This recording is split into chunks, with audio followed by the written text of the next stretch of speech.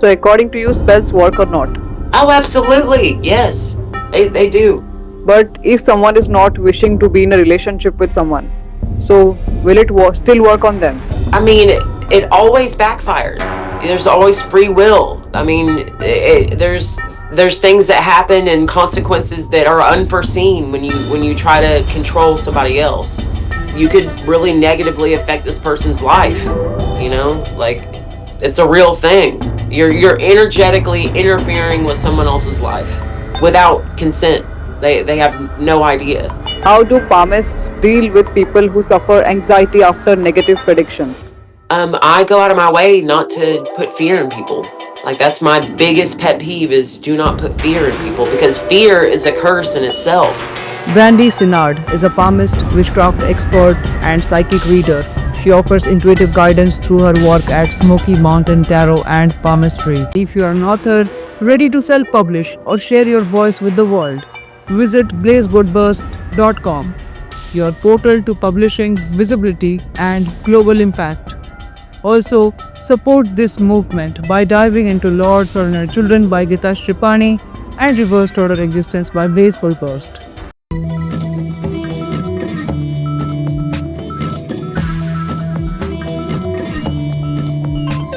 Welcome to the show, Brandie. Well, thank you for having me. I appreciate I've never been asked to do a podcast in my entire life, so this is very exciting for me. I appreciate it. Thank you. How did you first get into palmistry and what drew you to the lines of the hand? I first got into palmistry because after Hurricane Katrina, back in the day, I was with somebody that got a job there doing demolition work. And there's streets in New Orleans where people read palms and cards and artists, And I had my palm read by like the best palm reader on earth that just saw my soul, like saw right through me, told me I'd have 3 kids, like was completely right about everything. So that really sparked the interest. 'Cause I'm like, how on earth could you see that from my hand, And so I started researching it on and off.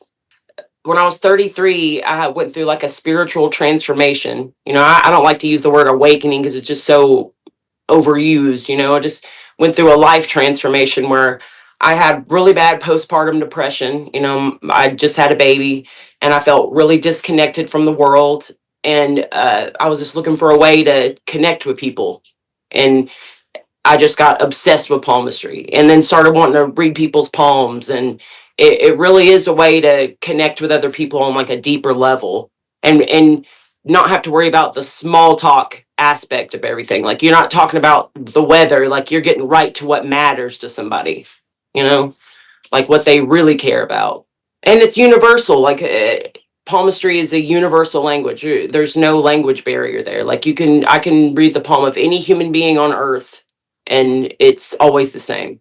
And I think it's innate too to be fascinated with the lines on the hand because you can tell by looking at someone else's hand that they're different. Everybody's hands are different, And even cavemen, like this is the first form of divination. Like even cavemen knew there was something like individual and magical and special about the hand. Like they use them as magical talismans. They're in cave paintings. Like I'm talking about Mesolithic era, like this goes way back to the beginning of time. A palmistry appears in every ancient civilization. It's in the Quran, the Old Testament, the Indian Vedas is the first mention of it, like the oldest religious text in the world, mentions palmistry. Actually, they have a very rich palmistry tradition, in India. That's probably where it started, I think. Hasta Rekha, it's also called. Hmm? Hasta Rekha. That is awesome to know. Hastareka. Yeah, like Now I can lines on the pronounce palm. it. Hasta Rekha. Hastareka. That's awesome. What are the major lines in the palm and how do they relate to someone's life path and purpose? Well, the major lines, there's 3 major lines and 3 minor lines. The major lines is the lifeline, the headline, and the heart line. Pretty much everybody has those, But the other 3 is the Saturn line, the Apollo line, and the Mercury line. And only about 50% of people have those. So your lifeline is like your life force. I always like associate it with like genitalia and reproductive organs and your root chakra and your sacral, like your life force, like what your torch of life.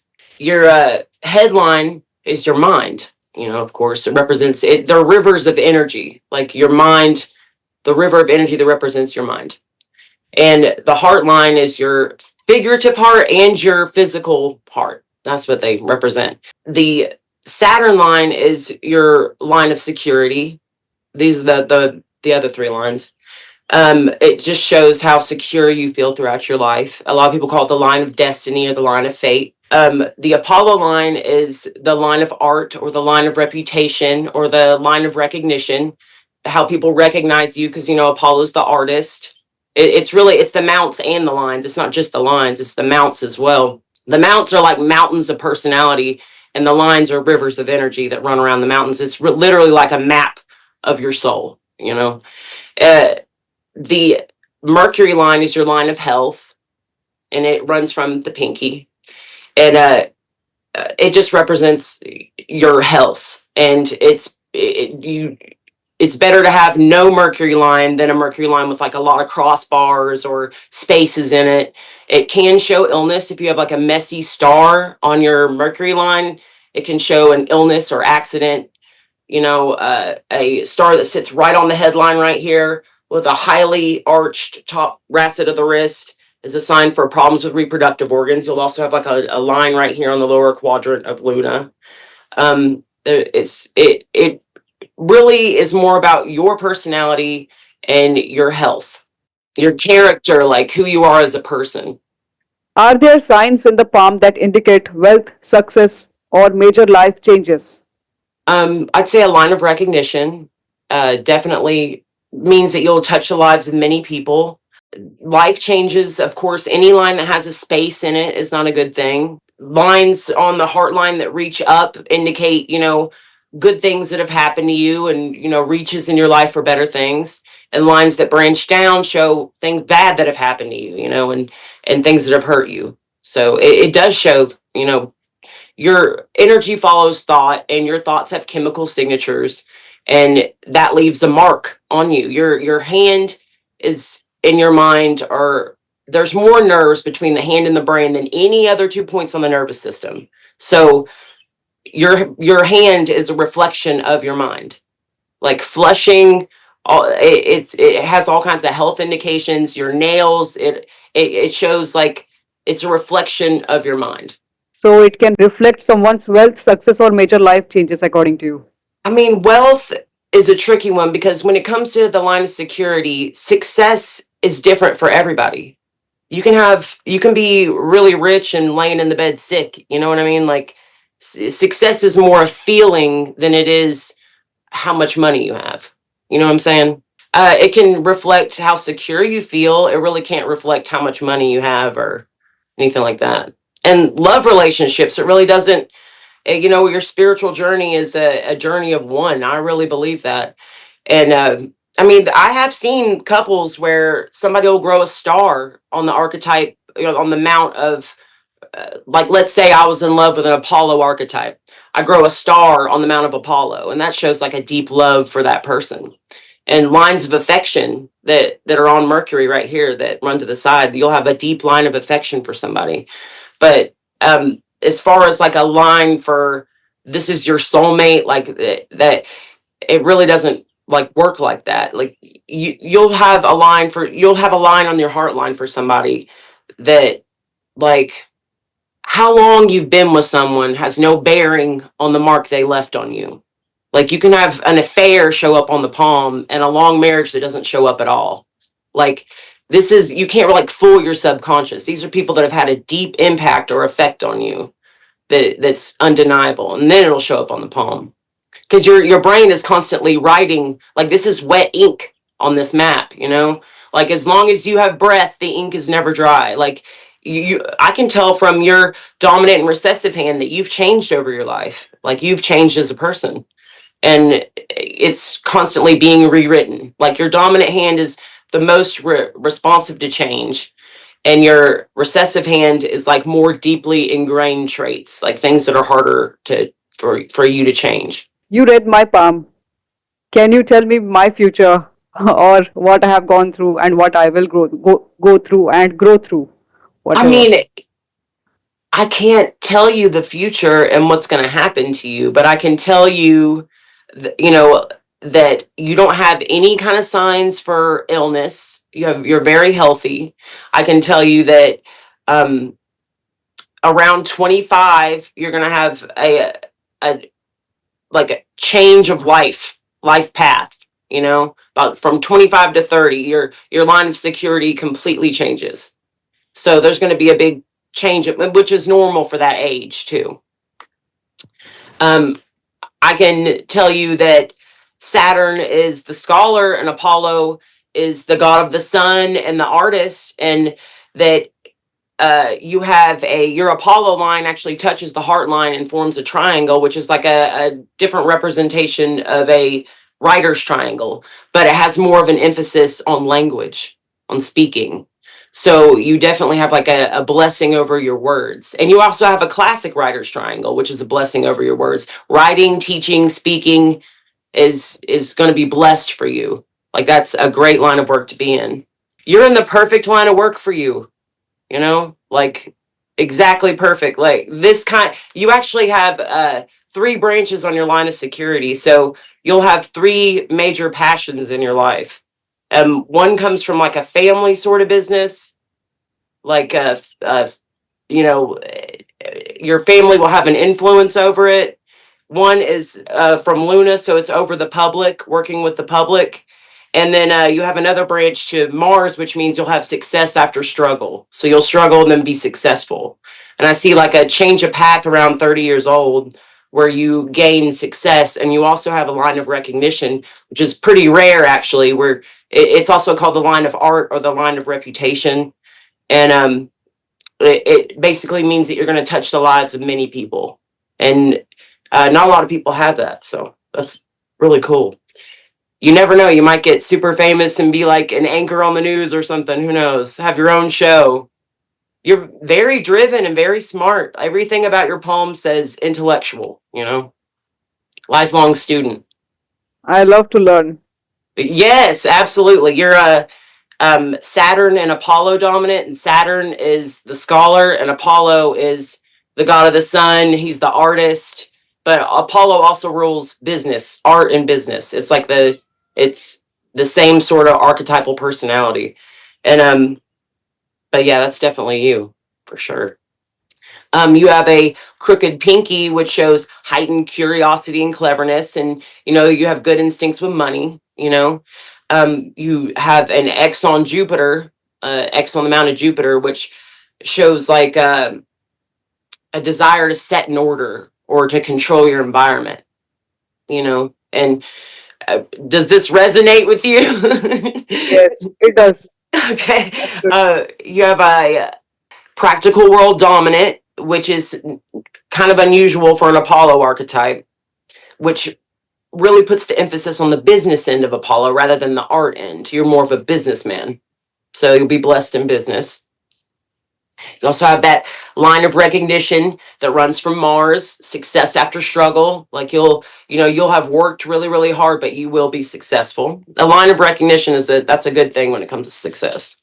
And a writer's triangle. And you not only have one, but you have 2. You have one representation that's for general speaking, writing, anything with literature. And then you have one on Apollo with your line of recognition that shows a flair for language and communication. So you have like a passion for communication. And you also have a X on Saturn, which would cause you to be, bring out the worst aspects of that archetype. Anytime you have an X on the mount, it brings out the worst aspects of an archetype. And that would be being a workaholic, because Saturn they persevere. They're very stubborn. They keep going no matter what. They're the ones that they're the scholar. Like let's think of another example of a Saturn archetype. A classic Saturn archetype is Sigmund Freud. Had a passion about a subject, spent his whole life studying it, changed the world. Like Saturn is what moves the world forward. You'll notice that Saturn is in the center of the palm. It's also the line of fate, you know, like, and you know, that's funny because Saturn is also at the center of the Kabbalistic cube of space. Saturn sits at the center of that as well and is the administrative intelligence over the world. So they, you know, they're the illumination of the conscious mind, the illumination of the conscious mind, the awareness of bondage. You seek to free other people through information, like the illuminating intelligence, you know.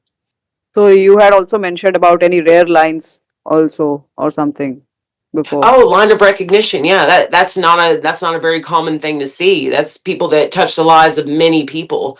That's from your Apollo finger. I actually have this Apollo. It'll go to the wrist. You have one actually that has a branch that goes to Luna, and that confers working with the public. Like you'll be great working with the public, And which what makes about sense.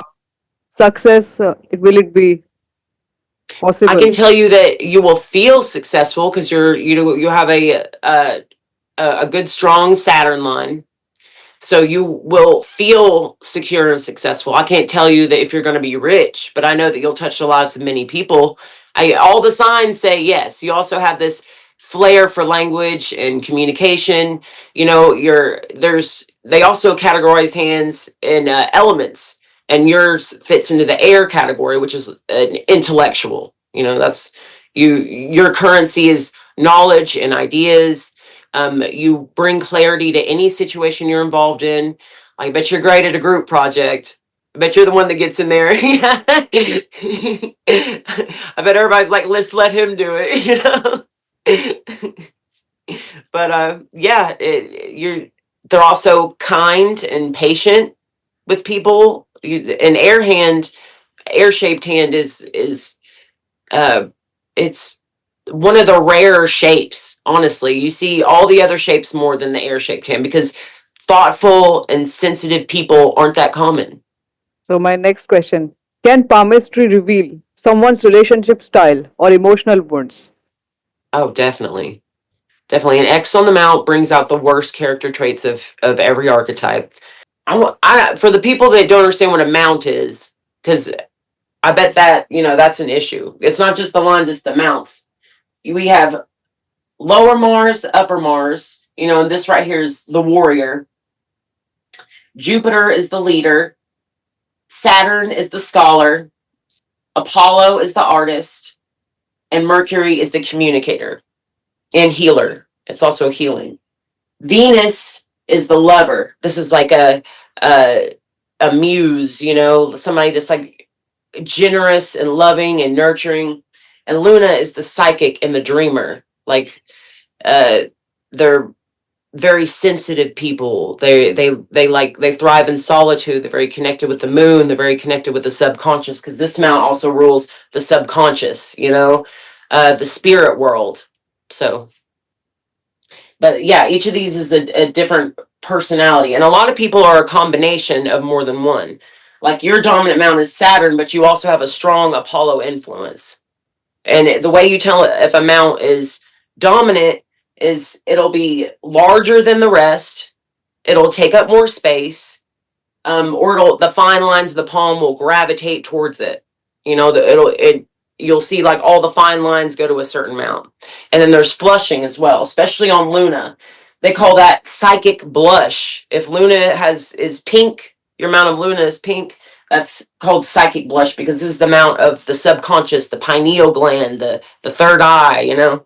So um the amount of Venus, if somebody has a very puffy, like, you know, fat mount of Venus that's like pink, this is a lover, you know, this is someone that's very generous and loving.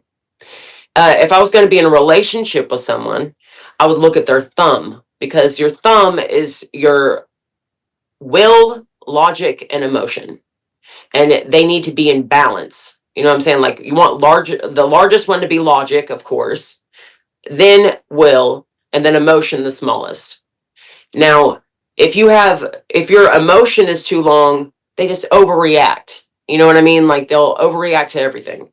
If their logic is too big, they'll sit around and plan all day but never actually do anything. They're the big planners. They're just making plans, but they never act on it. And if will is too big, they don't care what anybody around them wants. They'll just step all over you. So you got to have that balance. You want to balance them. I mean, yeah, it does say a lot about your relationship style. If somebody has short nails, a short nail bed, they love to argue. If somebody has a short nail bed, the shorter, the worse it is. They love to argue. They're extremely detailed, very critical, hard to have a relationship with them. I mean, if you're not the same way, I mean, but yeah, definitely, it's everything about somebody's personality and what kind of friend they'd be, it says a lot about it. Well, you also have on your recessive hand a girdle of Venus, which is a line that goes right here, which is like for extra passion. You have a grill on the Mount of Venus as well, which is for attractiveness, like magnetism. You draw people, like you have a quality that's attractive to people. You have natural charm and magnetism. So you have that going for you. What kind of relationships will I have, according to you? The palmistry. I can't see your relationships on your palm. That's why I also do tarot, because then you can ask like specific questions. That's my specialty, is telling people what jobs they'd be the best at and predicting future lovers. Like that's exactly what I'm the best at. So palmistry can't tell about relationships much. no, it's not great. It's your palm is not a very reflective of anything to do with your future relationships. You can have past relationships show up on your palm, but that's another reason why I don't think I believe in soulmates, is because of palmistry. I really think that there's many out there for you, and that you transform into different people throughout your life, and that this person may be right for you at this point, but not at this point, and that people, they're taking with one hand and giving with the other. You're not meant for any one person forever. I just don't think that. Some people are though. They lifelong with somebody. Like, I just don't think it's for everybody. What happens to people, those who don't have hands? What do you mean? If they don't have hands, I mean, so how can they show their palm to They anyone? can't. They can't show you your palm. Well, if they don't have hands, I mean, no, I mean, then they'd have to go to an iridologist or something to get read. I could still read their cards and their runes, but I wouldn't be able to read their palm then. But I've read all kinds of palms, like people that have, hand deformities and stuff. Like it really does. It spans more than you think. But yeah, cutting off your hand is not going to do anything to your personality. This is just like a reflection of your personality, for a reflection of your mind. Like if you were like walking by a mirror and you saw your reflection, like that's what it is. You don't need it. This doesn't, like, I've had people be like, they have signs for advanced intuition. It's like, well, if I didn't have the sign, I wouldn't have intuition. It's like, no, your subconscious is writing that on your hand. Like you can change it. You can develop any quality you want, and it will be recorded on your hand. It's like a transcript of your personality and things that have happened to you. So I have a question. How do palmists deal with people who suffer anxiety after negative predictions? I go out of my way not to put fear in people. Like, that's my biggest pet peeve, is do not put fear in people, because fear is a curse in itself. There's also the way you say it. It's not really what you say, it's how you say it. You can help someone by saying, if you see a sign that they have this, some kind of health indication, be like, you need to go get this checked out and go to a doctor, like that doesn't put fear. That's why I like to say, rather than you're going to have health problems, I'll say vulnerability instead. You have vulnerability of the intestines. That means you need to go to the doctor and get it checked out. You know, if there's like a serious indication that's coming up soon, like if they had a big messy star on their lifeline, you know, right at the age that they're at, it'd be like, hey, you need to go check that out. It might be an aneurysm. Like, you never know. You need to go to a doctor. But I wouldn't go to a palmist to diagnose health problems. You know, I'd go straight to the doctor. And should death or misfortune be predicted also, or should be avoided? I've seen spaces on the lifeline. Uh, you can have an X on your lifeline, and it show that your death is going to end in an accident. If you have an X at the beginning of your lifeline, it shows that there's kind of a pall over your life, like you'll have troubles, you'll have a difficult life. Like, of course, spaces in the lifeline that aren't healed, because a lot of them will be like breaks that have healed. Islands. If you have a little island, that shows a period of illness or weakness. So yeah, you can definitely you can predict periods of illness, weakness, misfortune. Of course, in your line of security, any kind of like crossbar or space in that is a sign that you didn't feel secure at that point. You know, that things weren't going for good for you at that point. Do our palm lines change over time? And what might those changes reflect? Yes, your palm definitely changes over time. It reflects everything about you. You know, like let's say your lifeline. The closer it is to the thumb, is the more like reserved you are. Like, you're more of an introvert. The wider it is, the more extroverted you are.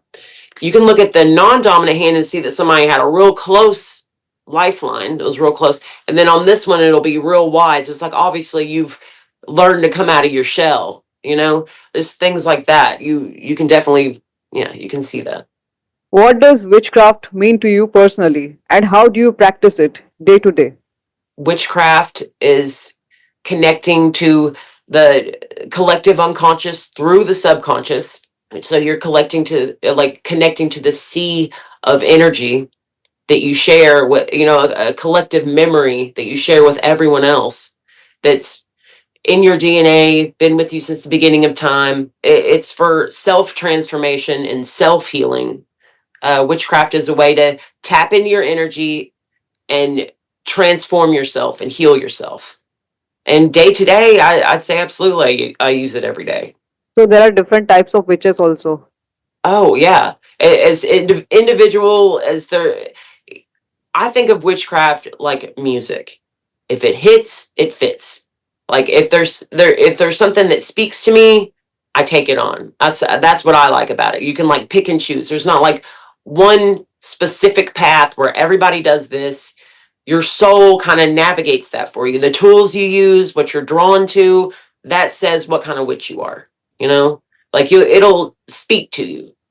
Like, you'll be drawn to things. I'm sure you know, you just love certain things, and you can't say why you love it. You just do. You know, like a song comes on, and it's not really that different than any other song, but you just get tingles and you want to dance. That it's the same kind of feeling.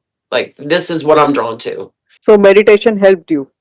Oh yeah, absolutely. I'd say if you were going to do witchcraft, meditation would be the best place to start for any spiritual practice, is to get out of your thinking mind and get into this space where you're tapping in with the real you. Like, you're not the thoughts in your head, you're the space where the thoughts happen. You know what I mean? So For someone just starting, what's the safest and most powerful way to begin working with spells?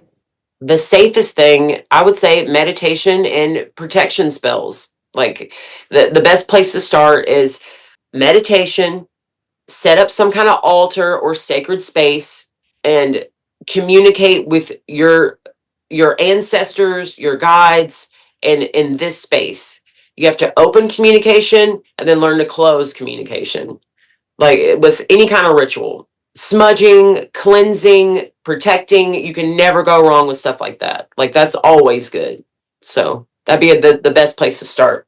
So there is no rule book. Oh, there are plenty of rule books, you know, but you write your own. It's that's why a lot of witches like make their own grimoires, because it's very individual.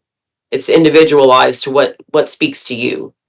You know, mine's a mixture of Buddhism, Kabbalah. Like, I've got everything in my little, you know, I take from whatever speaks to me, and that's part of my magic. And I think it's like that for most people. You know, I'm into to divination, but somebody else might be a kitchen witch, and they want to make medicine for people. You know, and be more of a medicine woman. Like there's all different kinds. Everybody's different. What is divination according to you? Divination is seeing beyond the boundaries of what is known. That's what it is. It's connecting to someone else and seeing for them things, energies that surround them, things that are going to happen to them. It's seeing beyond. According to you, what is black magic? Have you seen anyone do it? And Oh, does it work? it's all over the place. People do it all the time. I don't see any point in it, because I think that when you do anything like that, any kind of spell to harm or control someone else, you're just hurting yourself. You know, I really truly deeply believe that anytime you damage somebody else, you're damaging yourself. Anything like love spells, I would never do a third party love spell on anybody, because anybody that comes to me and says I want this person to fall in love with me, that's a red flag. They want control over that person more than they want what's best for that person, to respect what they want. You know, I would be like, what is it that this person brings to your life that you don't already have, and do a spell for that instead. So, according to you, spells work or not? Oh, absolutely. Yes, they do. But if someone is not wishing to be in a relationship with someone, so will it still work on them? I mean, it always backfires. There's always free will. I mean, there's things that happen and consequences that are unforeseen when you try to control somebody else. You could really negatively affect this person's life. You know, like, it's a real thing. You're energetically interfering with someone else's life, like, without consent. They have no idea. And energetic vulnerability is a real thing. That's real. What if someone wants to attract a divine, rare life partner? Manifesting love in your life, that's beautiful. That's something you should absolutely do. There is this concept with spell work of selfless service and sacrifice. You know, when things flow out, other things flow in. So if somebody were to come to me and say, I want to manifest the love of my life, you know, someone to love, I'd say, give up something. You know, give up something that's not good for you, that you do anyway, or, you know, whatever it is, sacrifice something, or do something to help someone else. And this attracts it. This is a practice of attracting energy that you want. I said that if someone wants to attract a life partner having divine qualities, so one must also become the same or operate in the same frequency, according to you. Yes, exactly. If you want to attract what you want, you have to become. Absolutely. You have to embody the qualities that you're looking for. And that's just like pulling it to you. So, why do some people attract toxic relationships, even if they are very good? Because balance in the universe. Two people meet, you know, they have inverse qualities, whether you see it or not. You know, a lot of it's under the surface, and they automatically lock like a magnet. It's not a healthy lock. It's not like real love kind of lock, but it's a toxic kind of attraction. You know what I mean? Where they automatically they're at a different polarity. It's totally magnetism. So yeah, that does happen. So, in the process, good people often suffer. Yes, but suffering is the greatest tool for transformation. Your pain makes you who you are. You never want to waste it. You know, put it to use. Can you walk us through a spell you have done that brought dramatic results, either for you or a client? I did a reading for this woman, and she had found her mother passed away when she was a kid and was trying to release that sorrow. And it was deep. It was like a deep, its own entity of sorrow. And I could not get rid of this thing. It lingered in my house.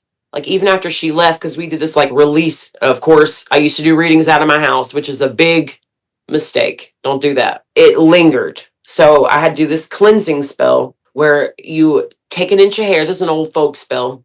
There, I have another one too that's pretty cool. Uh, you take an inch of hair off.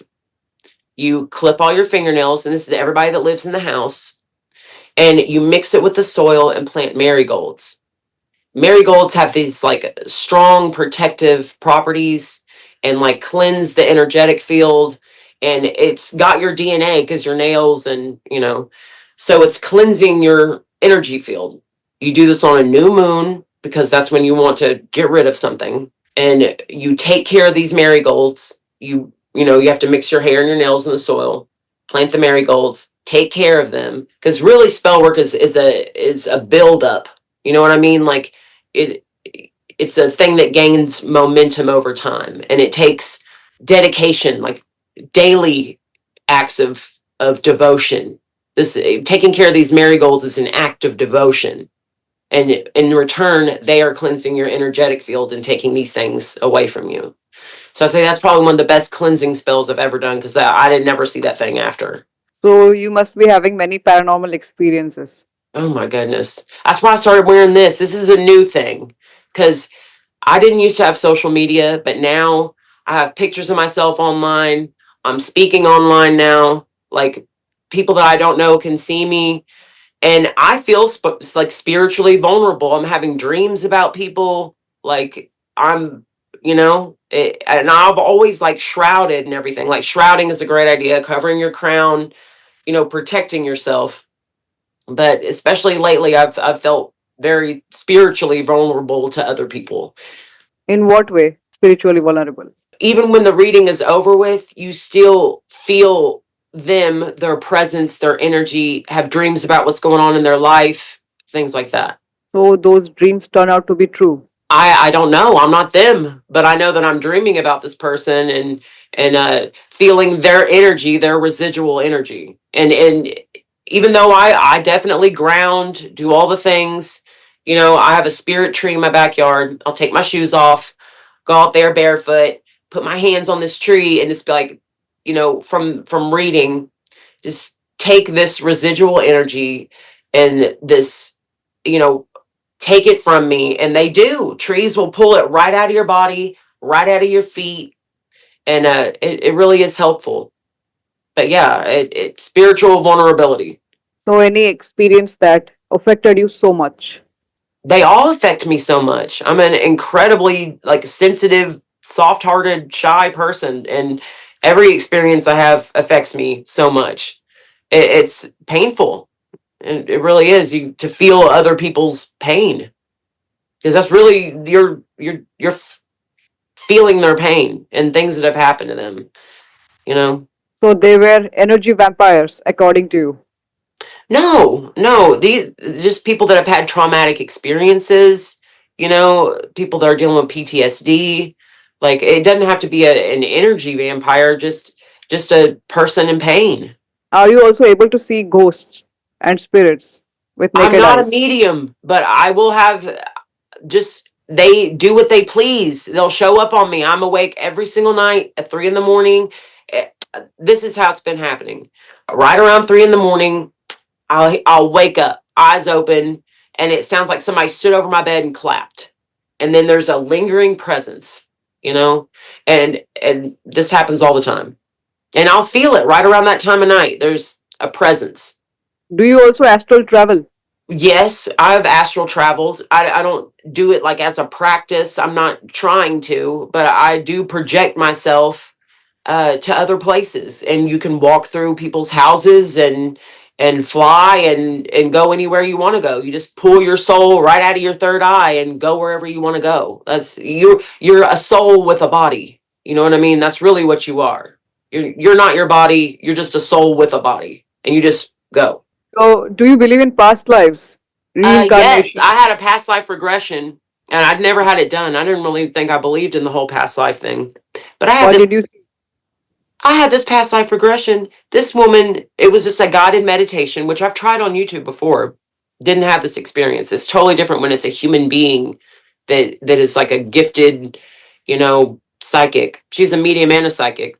And she did this guided meditation for me. And my goodness, just pulled my past life right out of my heart and showed it to me. What did you see?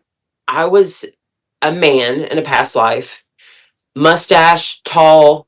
I was walking my horse, is like 1700s or something, half white, half American, didn't really fit in either world. I had this book that I drew pictures in, like as I was traveling, and it's was Native American medicine. Like I was looking through the book while she was doing this trance meditation, and it was a leather book with drawings of different plants. It was like he or I was traveling around. He was a like a lone traveler, born under a wandering star type of dude, uh, spreading Native American medicine through the West, which totally resonates. It's there. You have received the gifts in this life. Have received the gifts. Yeah, the gift you can't return, for sure. And it's only gotten more intense. It gets more and more intense the more I do it. The more you see, the more you start to look, the more you see. The more you meditate, the more you feel. It becomes clear the more you practice. The only way to learn any of this is by doing it. It's experience. Like some things you can only learn with wisdom. It takes wisdom. It takes doing it. It takes being there and feeling it. Because a lot of it is energetic, and energetic is how it feels. How it feels to you. How do spells for attracting money actually work? And what should someone avoid? I don't do spells for like third party love things or money, because those tend to always show up in some weird way too. Like attracting money is not really what you want. The money isn't what you want. It's what that money is bringing you. That's what you want. What are you getting from the money? You want to feel secure, you want to feel safe. Like what is it that the money is bringing you that you want? Because it's not about the money. You'll end up getting like a windfall of money and then getting robbed, like or being sick and not being able to enjoy spending it. Like there's always balance. So really the thing you want is to really think, what is it you really want? How do you really want to feel? Because it's not about getting something. It's not about getting the love of your life or getting money.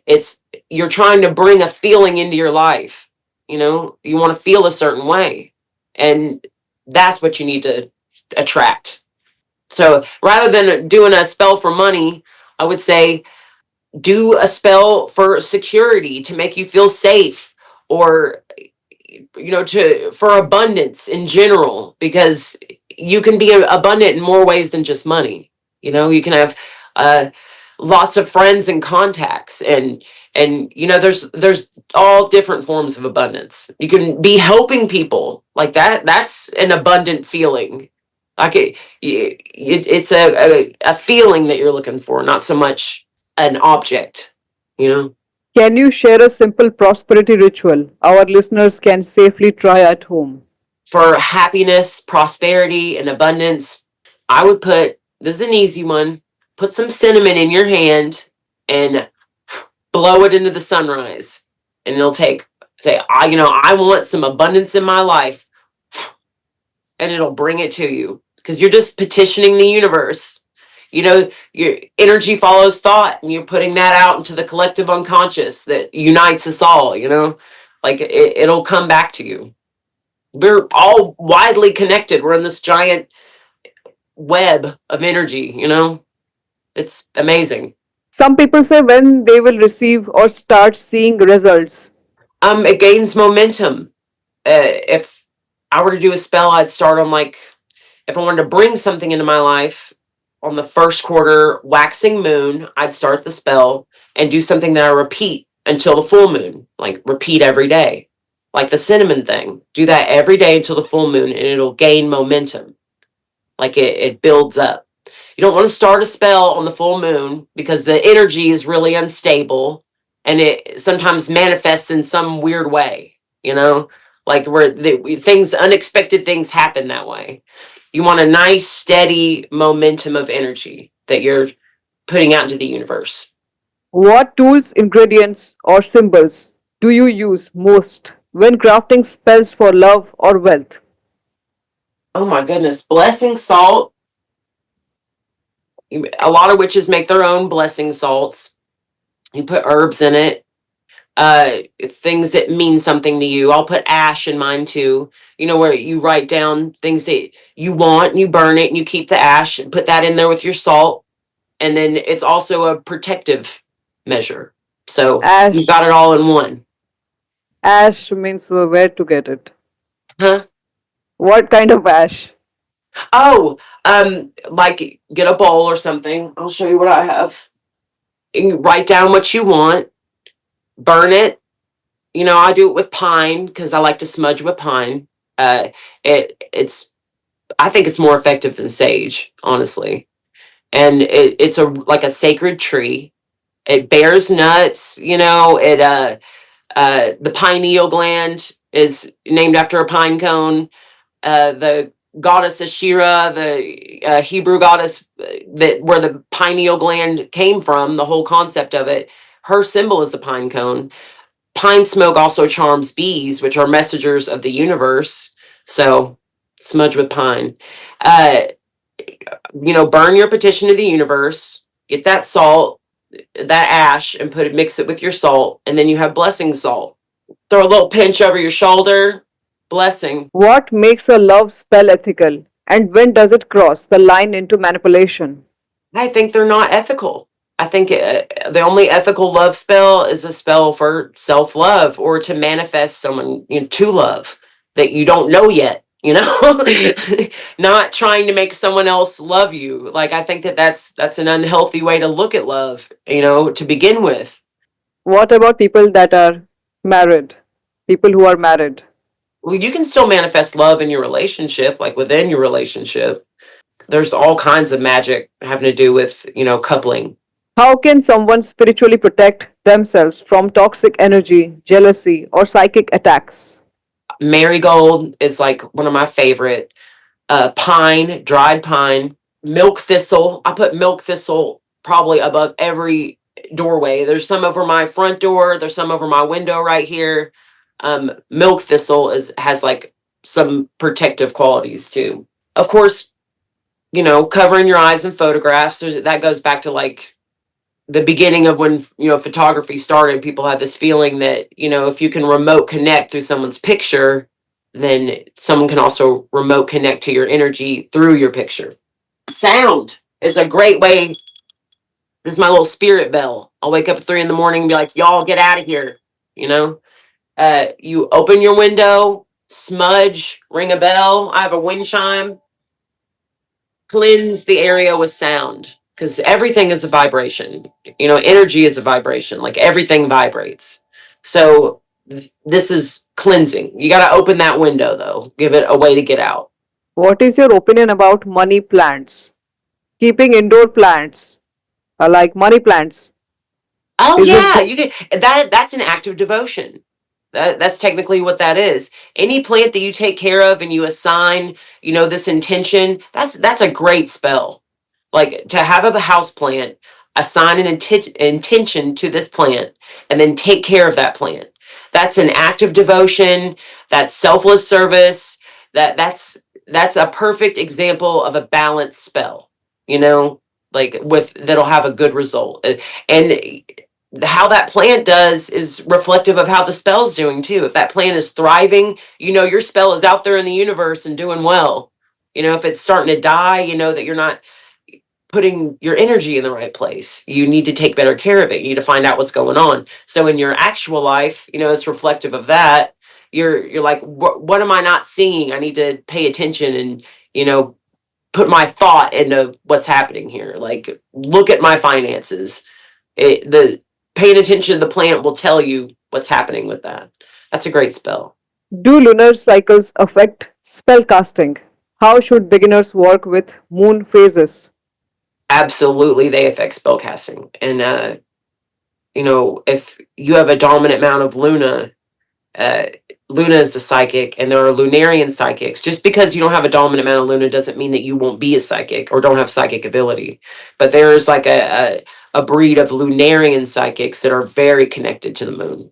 I'm Luna and Apollo. That's my dominant amounts. And so especially for those people, the moon will affect your mood, your energy levels. Um, Definitely you're innately able to tap into the moon's energy, but of course, anybody can do that. Like every human being that has ever walked this planet has looked up at the same moon, and that connects us through time and space. As far as working with the moon, like I said, the waxing crescent and the waning crescent is the perfect time to start a spell. New moon spells are also good, but if it's half or over, don't mess with it. Like, don't do a spell right then. A full moon is great to connect, like with through readings, connect with people, but not great for manifesting or spells. Like, as far as I've noticed, like in my personal experience, it tends to throw the energy off. It's unstable. It'll manifest in some way you didn't expect. Um, that's a good thing to remember. So, new moon, first quarter, or last quarter. But that's when you do spells. Otherwise, it will backfire. Well, I mean, it's not assured that it will backfire, but in my experience, that's the best time to do it. It's just better that way. If you want trying to bring something into your life and manifest something, I'd start first quarter waxing moon. If you're trying to get rid of something and get it away from you, new moon or last quarter moon. Because when you're manifesting, you want that element of sacrifice or selfless service, that repetitive behavior that builds momentum. So if you start your spell in the first quarter, you have a nice steady momentum in your spell. Like the energy is stable and it manifests in a more predictable way, like what So, you wanted to happen, you know? so is there any particular timing, like it should be done before 12 a.m. or after that? No, that's totally up to you. I of course love to do a spell in the middle of the night. I'm a midnight kind of gal. I like to get up in the middle of the night and do my spells. Plus, then the neighbors can't see me out there, you know, and it's like peaceful, So Do spells have to be spoken, or can they be purely energetic or visualized? visualization is so powerful. It really is. I say they can definitely just be visualized or in thought. But speaking something gives it power. So if you speak something to the universe, you're putting your soul's vibration out into the world. Singing a spell, uh, sound itself, it just gives it that extra power. So I'd say it makes it more powerful if you speak it, but you don't have to. You can definitely just visualize. What's the role of belief and emotional energy in the success of a spell or ritual? Belief is everything. Belief is what makes anything work, is your belief in it. I have a 6-year-old and she asked me if unicorns are real. And I told her, well, if you don't believe in them, you'll never see one, even if it's right in front of you. So it's like, of course, belief is the most important part because belief it solidifies your intentions. If you don't believe it, you have to believe it as if it's all, as if you can't just believe, you have to know. Deep down, you have knowing and believing. I guess it's knowing. Do you believe in law of attraction? I mean, to an extent, but I also believe that there's an element of chaos, and that sometimes just crazy shit happens to you and you're in the wrong place at the wrong time. And I don't believe that everything bad that happens to someone, you vibrated your way, because sometimes shit just happens. And there's I do believe in law of attraction because I mean it's obvious if you're ever always looking at everything in a negative way, that's what you're going to see. And I believe in self-fulfilling prophecy. Thinking you have a curse on you is going to manifest a curse. So to an extent I believe that, but I also think that there is an element of chaos in the universe that just blindly strikes at people. And what about law of karma? Karma too. Karma is big in palmistry. Like your hand is divided by the line of karma. Karma is what keeps everything in balance. That's literally what it is. It's the thing that balances. So it keeps the universe in balance, energy in balance. How do you tap into your intuition or spirit guides during your spell work? That's where the meditation comes in, because when you meditate, you're getting into a state, you're getting into like oracle state where you're not thinking, you're just knowing. You're just knowing, and that's it. So, do you invite your spirit guides? I do talk to my ancestors. I would say they're my strongest guides are my ancestors. My grandmother, I'll leave her a cigarette 'cause she was a smoker, ask for her advice, light some incense, and ask them to help me with something. Nobody goes to bat for you like your ancestors. You can have all the deities and goddesses and spirit guides, but nobody wants the best for you and will tell you the truth like your ancestors will. And if I were to ask for guidance, that's who I'd ask for sure, because you're an extension of them. They're the easiest to connect to. They want what's best for you. That's where I'd start. So, my next question: what's the difference between white, gray, and dark magic? And where do you stand on this spectrum? Goodness, you asked some good questions. I'd say I'm a white magic woman for sure. That's where I'm standing.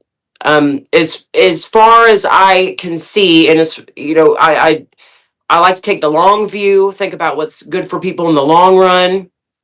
Everybody to their own. I think black magic is any kind of interference with someone else. Use your magic for transforming yourself. And the only thing you can really control is yourself and how you respond to other people. And that makes a huge difference in the world. Just responding the right way, like in a way that's loving and showing more love. The more love you give, the more you get. Do you believe in true love? And can witchcraft or palmistry help someone find or recognize it? I do believe in true love. Not so much. I mean, palmistry. There are signs I've seen in relationships where people will grow a sign for someone they love. You, if you loved a Saturn archetype, you would grow a star on the Mount of Saturn for your love for that person. It's just like a deep, honest love. Yeah, palmistry can help you realize it, and uh, magic, witchcraft can definitely manifest love in your life. I've seen it happen. I've done charms and spells for people, and it's worked. So I know it works. Did it work for you also? Now, here's the thing with a lot of psychics, they are almost blind to their own life. I mean, as far as divination in the future. And there's a point where people get so close to you that your desire clouds your sight. What you want gets in the way of what you're seeing. It makes it unclear. You don't have that with other people. You don't want things the same way you want things for yourself. So in any kind of divination, I'd say desire definitely clouds the sight, and it makes it hard for you to see things in your own life. Like Nostradamus, he saw all these world disasters but couldn't foresee the death of his own family. Like that's a very common thing with people who work with divination, is that it's so clear to see the lives of other people but not so much yourself. It's kind of the catch-22 on that. So, do spiritual people prefer isolation more? No, I do. I'm very sensitive. It's difficult for me to even go to the grocery store, to make eye contact with strangers. Uh, I do like reading one-on-one. People do come by and I'll read their palm. I'll read their cards. Back where I used to live, I just hung a humsaw on my front door and people would come and get readings. I like that. But it's like a small crowd, like 2, 3 people in an intimate environment. That no problem. But a crowd of people is just like too overwhelming. It's too much. I feel like I'm suffocating or drowning in energy, you know? It's difficult. So the predictions you made, did they come to be true for your clients? Yes, absolutely. I have clients contact me all the time and tell me, I can't believe you saw that coming. Like, I'm good at predicting future loves, like people that will come into your life and what sign they are. Sometimes physical characteristics about them. There, if you've put this out in the universe, and you feel that coming towards you, I can feel it too. You know, I can see it too, and I'm not clouded with desire, so I can see it for you. Have you ever had a paranormal experience or received messages from spirits during your work? And how do you respond to that energy? Constantly, all the time. You respond by, I mean, if you're reading for someone and you have their family reach out to you, or uh, receive a message for them, you give them the message as it appears, just exactly how you see it. You don't try to filter it in your own way. Tell them exactly what you see, because you don't know. And you may have the urge to sugarcoat things, but you don't know what part of that message that they really needed to hear the most. So even if it seems like harsh, you have to tell them what you see.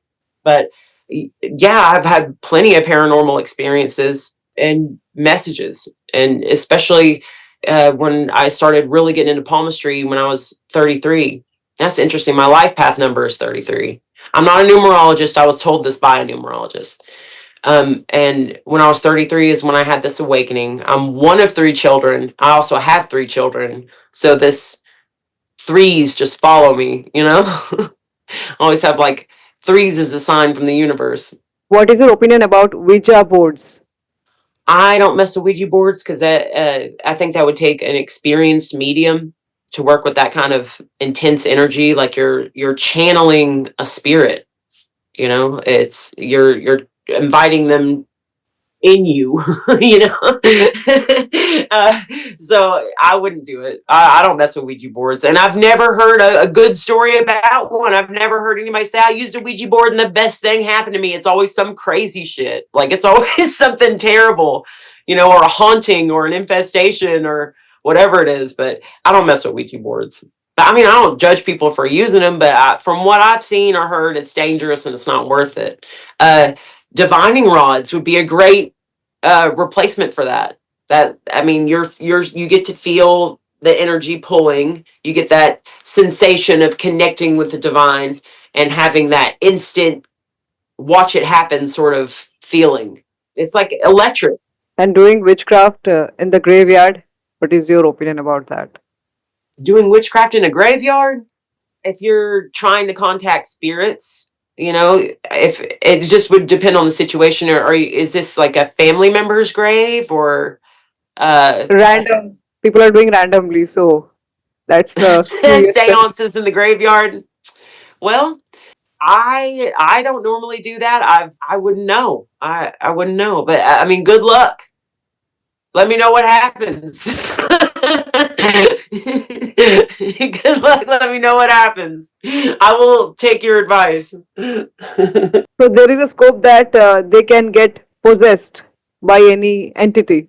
This goes way back. There's all through all magical history, there are stories of people having attachments, you know, spirits like jinn that attach to you and drain the energy out of you. That's in every culture. Like for Catholics it's possession, but it's called a different name in every culture. Every culture has their own theory behind spirit possession, so there has to be something to that. And can witches fly? Astral travel, yes, absolutely. Psychedelics and astral travel, so I'd say yes, they can fly. What about the broom? Using Well, the you can broom. bring a broom if you want. I think that's more of a symbolic, you know, women being the people that clean the house, like the women carry a broom around. So men they see women as holding a broom. It has to have something to do with that. You know, they're keeping the house. So we have reached to the last question. For listeners who want a palm reading, custom spell, or spiritual guidance, how can they contact you or book a session with you? I'm on Facebook, Instagram, and YouTube now. Smoky Mountain Oracle at Smoky Mountain Tarot and Palmistry. Come get your palm read. I have your full palm reading sitting right here that I'm going to send you after this. I hope you like it. I hope you learn something from it and that it resonates deeply with you. You're definitely in the perfect line of work for you. And I really Thank you. appreciate this interview. Thank you so Thank you much. so much. It's my first ever podcast. You can probably tell. But this was really fun. Thank you so much. Let us pray that it becomes a success. You will be a success. That's not a matter of prayer. Like, you are going to be a success. If there was lines on the palm to predict success, you have them. Especially with that line of recognition. Two writers triangles, the strong will, you have a good thumb balance. Saturn, everything's in order for you to have a very successful life. You have 3 branches on your line of security, so that's 3 different like streams of revenue that you'll have over your life, and it's a nice, strong, unbroken line. So you have very deep lines, intense energy, lots of passion with your speech. You have a passionate with your language. You have magnetism from that grill on your Mount of Venus. You will be a success. And I mean that the branch to Mars just says you might struggle a little bit in the beginning, but I say around 25 to 30, that's what's going to bust open for you. That's what it looks like to me.